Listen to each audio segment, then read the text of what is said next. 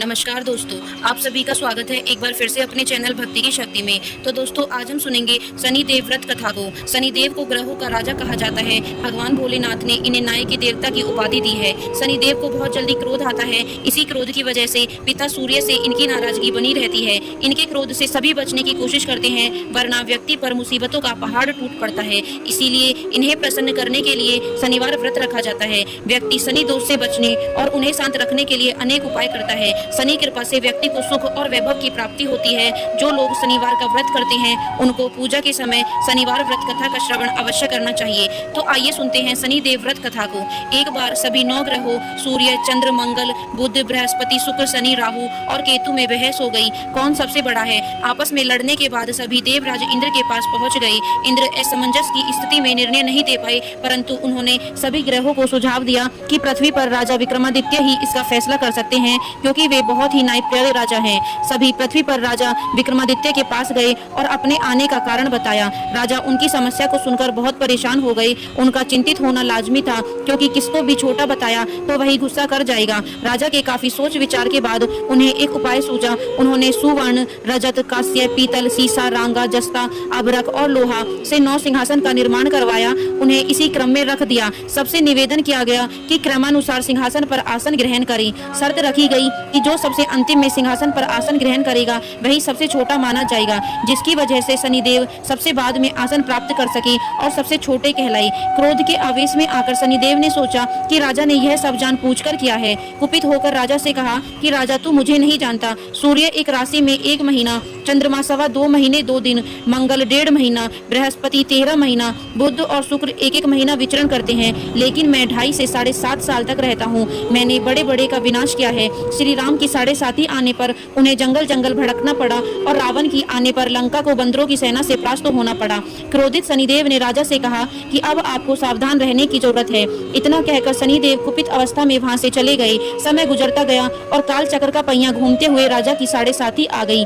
तब शनिदेव घोड़ों का सौदागर बनकर राजा के राज्य में गए। उनके साथ अच्छे नस्ल के बहुत सारे घोड़े थे। जब राजा को सौदागर के घोड़े का पता चला तो अश्वपाल को अच्छे घोड़े खरीदने के लिए भेजा। अश्वपाल ने कई अच्छे घोड़े खरीदे। इसके अलावा सौदागर ने उपहार स्वरूप एक सर्वोत्तम नस्ल के घोड़े को राजा की सवारी हेतु दिया।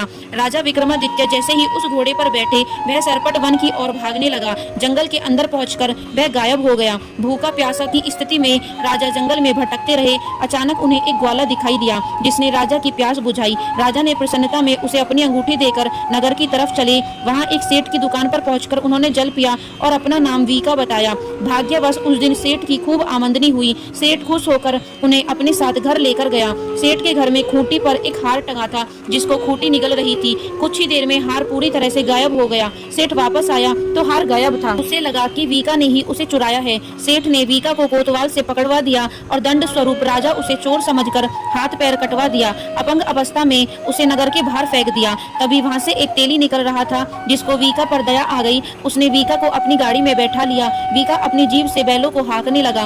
कुछ समय पश्चात राजा की शनि दशा समाप्त हो गई। वर्षा काल आने पर वीका मल्हार गाने लगा। एक नगर की राजकुमारी मन भावनी ने मल्हार सुनकर मन ही मन प्रण कर लिया कि जो भी इस राग को गा रहा है वो उसी से विवाह करेगी। उन्होंने दासियों को खोजने के लिए भेजा, परंतु वापस आकर उन सभी ने बताया कि वह एक अपंग आदमी है। राजकुमारी यह जानकर भी नहीं मानी और अगले दिन ही वह अनशन पर बैठ गई। जब लाख समझाने पर राजकुमारी नहीं मानी, तब राजा ने उस तेली को बुलवा भेजा और वीका से विवाह की तैयारी करने के लिए कहा गया। वीका से राजकुमारी का विवाह हो गया। एक दिन वीका के स्वप्न में शनिदेव ने आकर कहा कि देखा राजन, तुमने मुझे छोटा बताकर कितना दुख झेला है।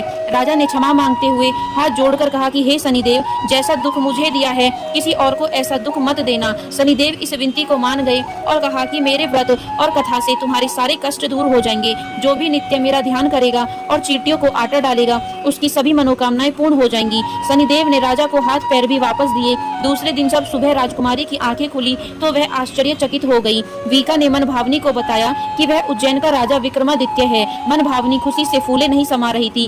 राजा और नगरवासी सभी बहुत खुश हुए। सेठ ने जब यह सुना तो वह पैरों पर गिरकर क्षमा मांगने लगा। राजा ने कहा कि यह सब शनिदेव के कोप का प्रभाव था और इसमें किसी का कोई दोष नहीं है। सेठ ने निवेदन करते हुए कहा कि मुझे शांति तभी मिलेगी जब आप मेरे घर चलकर भोजन करेंगे। सेठ ने कई प्रकार के व्यंजनों से राजा राजा का सत्कार किया। जब राजा भोजन कर रहे थे तभी जो खूंटी हार निकल गई थी वही अब उसे उगल रही थी। सेठ ने अनेक मोहरे देकर राजा का धन्यवाद किया और अपनी कन्या श्री कवरी से पानी ग्रहण का निवेदन किया। राजा ने सहर्ष स्वीकार कर लिया। राजा अपनी दोनों रानियों मनभावनी और श्री कवरी को लेकर उज्जैन नगरी लौट आए। सारे नगर में दीपमाला और खुशी मनाई। राजा ने घोषणा करते हुए कहा कि मैंने शनिदेव को सबसे छोटा बताया था, लेकिन असल में वही सर्वोपरि है। तब से सारे राज्य में शनिदेव की पूजा और कथा नियमित होने लगी। सारी प्रजा के बीच खुशी और आनंद का वातावरण बन गया। शनिदेव के व्रत की कथा को जो कोई भी सुनता या पढ़ता है उसके सारे दुख दूर हो जाते हैं। तो दोस्तों, यह थी शनिदेव व्रत की कथा। यदि वीडियो आपको पसंद आई हो तो चैनल को सब्सक्राइब करना बिल्कुल ना भूलें